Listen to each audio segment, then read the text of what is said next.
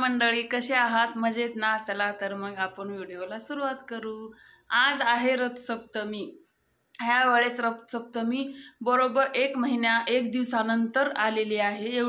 एवढी लांब कधीच येत नाही. 3 आठवडे 2 आठवडे असंच येते. पण ह्या वर्षी भरपूर दिवस हळदी कुंकू झालं. बायकांना पण मस्त वेळ मिळाला हळदी कुंकाला जायला इकडं तिकडं. त्यामुळे आज आहे रथसप्तमी. आणि मी माझी देवाची पूजा झालेली आहे. मी आज पहाटे 5 वाजता उठले, कारण की आज आम्ही आमच्या इथं पुरणपोळी करतात. पुरणपोळी ही आज करणं जरुरीच असं, त्यामुळं आम्ही आज पुरणपोळी केलेलं आहे. आणि माझी पूजा झालेली आहे. हे बघा, देवाची पूजा झालेली आहे. आणि आता माझं किचनचं आवरायचं राहिलं. हे बघा, दाखवते तुम्हाला. माझं पूर्ण किचनचं आवरायचं राहिलं आहे. आणि भांडे पण घासायचे आहेत. काही बाहेर भांडे टाकलेले आहेत मी. बघा, आणि हे बघा, पूर्ण घर 3 आवरायचं राहिलं आहे. लेकरं 3 टिफिन 3 त्यांना दिला, ते गेले शाळेमध्ये. हे बघा, पूर्ण घर आवरायचं राहिलं आहे इकडं पण. आणि आता मला रथसप्तमीची पूजा करून घ्यायची आहे. आणि मी रथ काढून घेतले आहे, पूर्ण मांडणी करून घेतली आहे. जेवढं माझ्याकडं सामान आहे तेवढंच मी ठेवून दिलेले आहे सगळं. आणि आता मी पूजा करून घेणार आहे. पूजा करते आणि बोलते त्यानंतर तुम्हाला. हे बघा, पूर्ण देव फुलं असले की देव खूप छान दिसतात.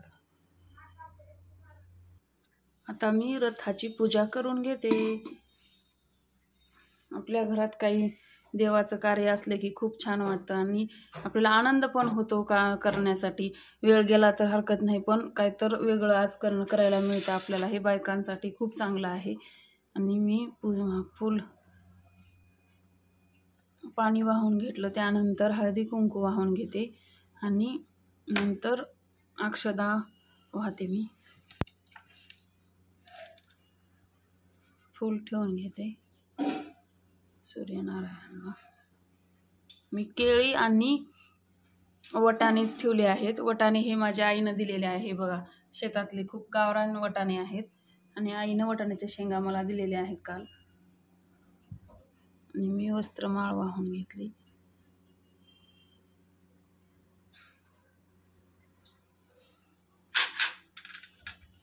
हे रेवडी ठेवून घेते.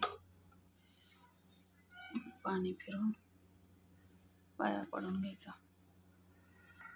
आणि हे नैवेद्य आहे देवाला दाखवण्यासाठी.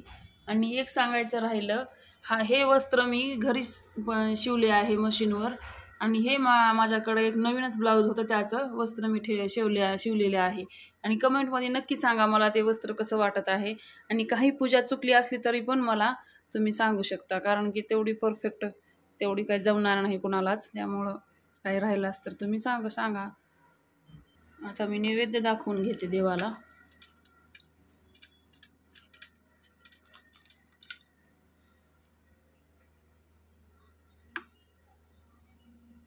पाणी फिरवून घ्यायचं. आता सूर्यनारायणला नैवेद्य दाखवायचं.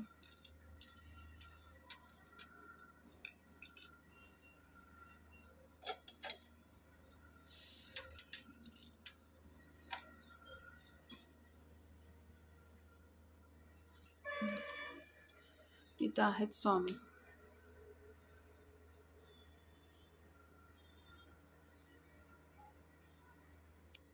आणि मला आता पोथी वाचायची आहे. मी हे पोथी वाचते, श्री स्वामी चरित्र सारामृत. याचे 3 अध्याय आणि 11 माळी जप. हे रोज मी जेव्हा वेळ मिळेल तेव्हा 7 अध्याय होईपर्यंत वाचते आणि नंतर वेळ मिळेल तेव्हा आणखीन डबल चालू करते. मी पोथी वाचून झाल्यानंतर बोलते तुमच्यासोबत. आत्ताच माझी पोथी वाचून झालेली आहे. आरती झाले, नैवेद्य दाखवला देवाला आणि मी जेवण पण करून घेतलं. जेवण केल्यानंतर मग किचन वट्टा आवरून घेतला, कारण की मला खूप भूक लागली होती. त्यामुळे मी आज बघा किचन वट्टा आवरून घेतलेला आहे मी. आणि झाडून पण काढून घेतला आहे. पूर्ण घर आवरून घेतलेलं आहे बघा. आणि आता माझे भांडे अजून राहिलेलेच आहेत. हे बघा, पूर्ण बाल्कनी भरून गेल्या भांड्यानं. भांडे झाल्यानंतर बोलते तुमच्यासोबत. आत्ताच माझे भांडे झालेले आहेत. आता मी पोछा मारत आहे.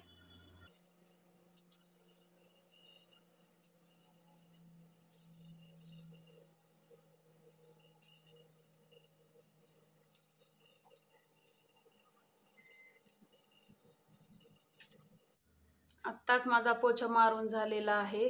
भरपूर वेळ लागला कामाला, 12:30 वाजले. कारण की सकाळी 5 वाजल्यापासून आज मी काम करत आहे. पुरणाची पोळी करायची होती, पूर्ण स्वयंपाक पुरणाचा होता, त्यामुळं मला थोडासा वेळच लागला. आणि 7:15ला तर सर्व जातात शाळेत, त्याच्यामुळं सगळ्यांचे डबे भरून घेणं, आणि माझा मुलगा पुरणपोळी बिलकुल खात नाही, त्यासाठी आणखीन चपाती भाजी वेगळी करावी लागते. ते सगळं मला 7:15पर्यंत व्हायला पाहिजे, त्यानंतर सगळ्यांची जायची घाई होते. चला तर मग आजचा व्हिडिओ मला कसा वाटला मला कमेंटमध्ये नक्की सांगा. माझ्या व्हिडिओला लाईक शेअर सबस्क्राईब करा. भेटूया नंतर पुढच्या व्हिडिओमध्ये. बाय.